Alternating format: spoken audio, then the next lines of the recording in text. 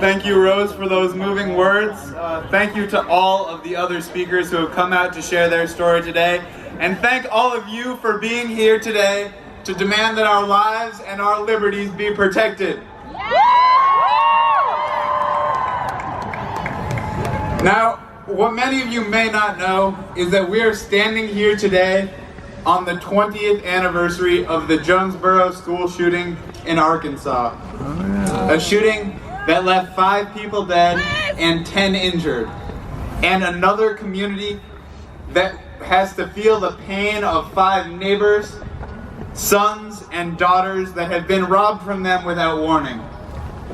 Since that shooting, politicians from George Bush to John McCain to Barack Obama have spoken to the necessity of smarter gun laws that will protect all Americans from getting their lives taken by a bullet.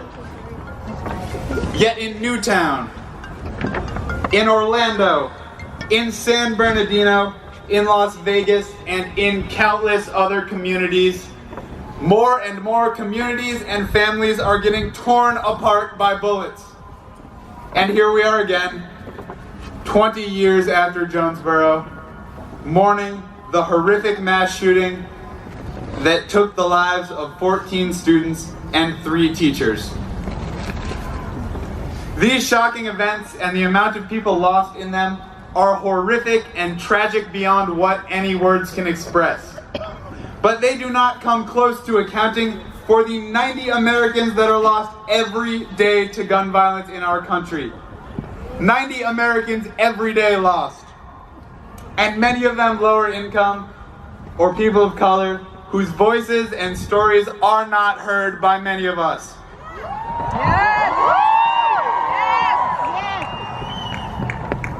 Now far too many of us, have seen a picture of a mother after finding out that her child will never be coming home again. Far too many of us have heard a brother speak out through sobs about his sister who was shot while coming home from school. Far too many of us have watched a full-grown man break down on camera when remembering the wife he lost years ago when she took her own life with a gun.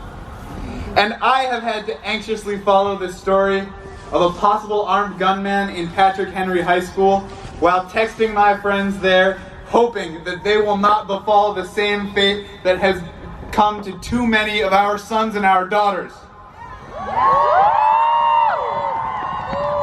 The routineness of this type of suffering breaks my heart, and it should break all of our hearts.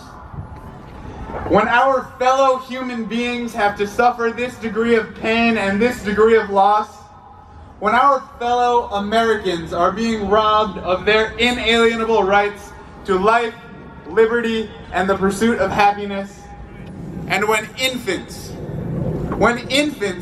are losing their lives at the muzzle of a gun, we must be morally compelled to step forward and demand a stop to the inaction that has gripped our government.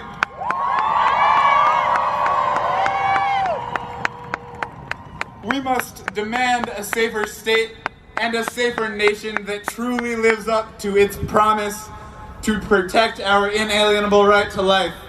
Yes! We must demand background checks on gun sales and ways of protecting people with mental illness and those around them from the danger of possessing a weapon. Yes! We must demand regulation of assault weapons. Yes! We must invest in research that will find more ways to prevent these tragic mass shootings. Yes! And we must, most importantly, have the courage and the resolve to fight until the America that I hope to grow up in and the America that I hope to one day raise my own children in becomes a reality.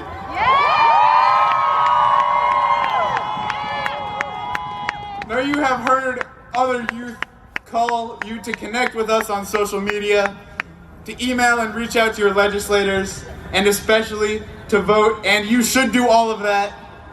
But you should do more than that. Yes! You should do more. Do not just connect with us on social media. Share our social media and amplify our voice, since this is our future.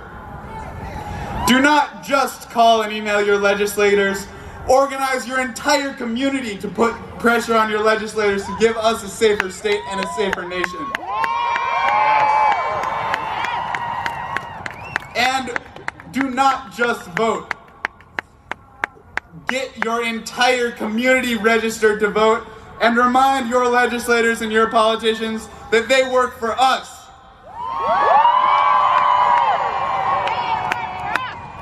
And remind them that if they are not going to keep us safe, then we are not going to let them keep their jobs.